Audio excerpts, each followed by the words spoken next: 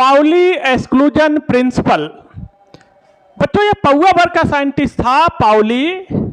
ये बहुत ही important result निकाल के दिया एटॉमिक स्ट्रक्चर के अंदर। पाउली ने कहा कि किसी एक ऑर्बिटल में मैक्सिमम 2 इलेक्ट्रॉन रह सकते हैं। जैसे पाउली के अकॉर्डिंग अगर कोई एक ऑर्बिटल है तो इस ऑर्बिटल में मैक्सिमम 2 इलेक्ट्रॉन रह सकते हैं। और इतना ही नहीं, इसने एक बात और बताया कि वो दोनों इलेक्ट्रॉनों में से एक इलेक्ट्रॉन होगा क्लॉकवाइज और दूसरा रहेगा एंटी क्लॉकवाइज।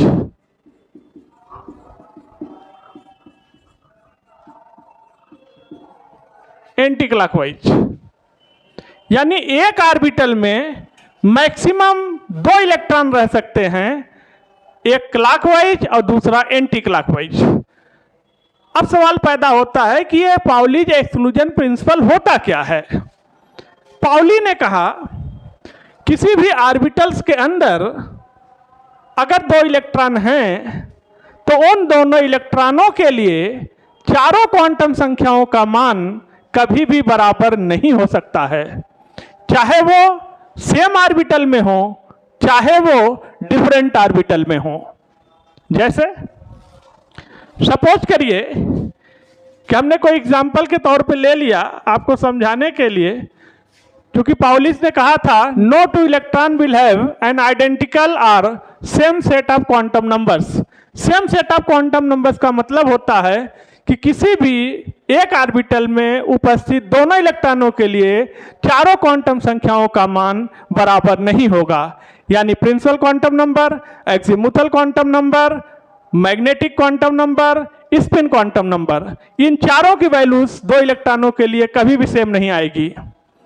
इसके पहले हमने क्वांटम नंबर का लेक्चर लिया था।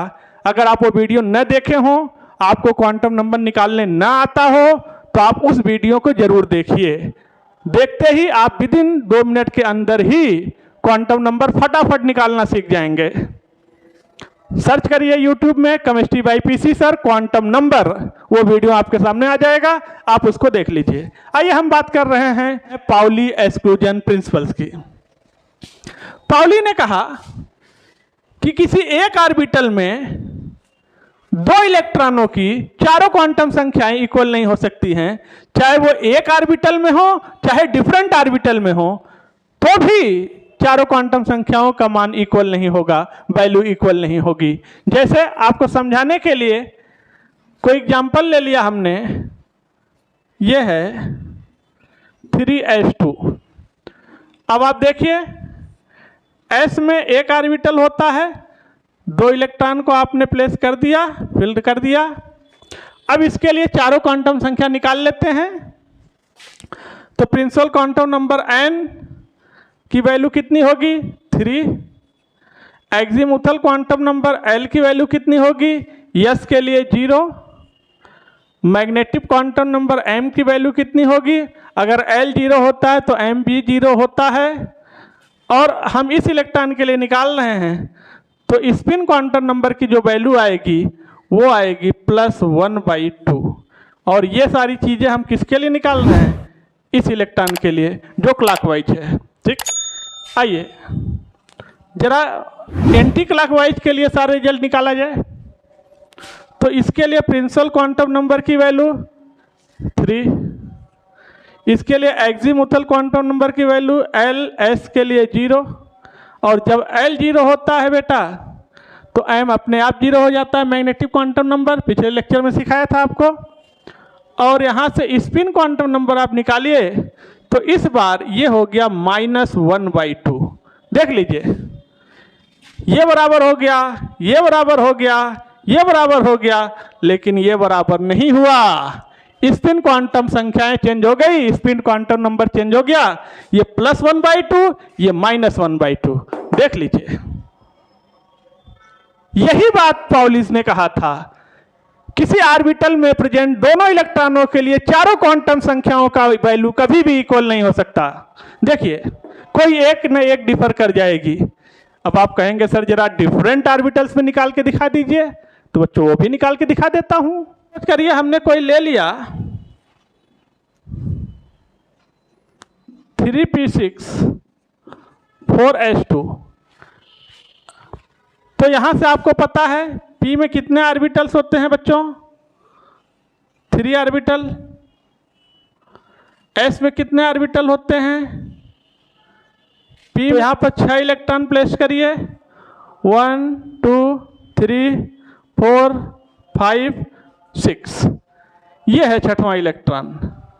इसके लिए निकालेंगे यहाँ पर ये और ये, इधर यहाँ किसके लिए निकालेंगे, इसके लिए निकालेंगे, ठीक है। अब अलग अलग ऑर्बिटल्स में इलेक्ट्रॉन है, 6 इलेक्ट्रॉन यहाँ पर है और दूसरा इलेक्ट्रॉन यहाँ पर है, तो इसके लिए आप निकालिए प्रिंसिपल क्वांटम नंबर n की वैल्यू कितना आएगा 3,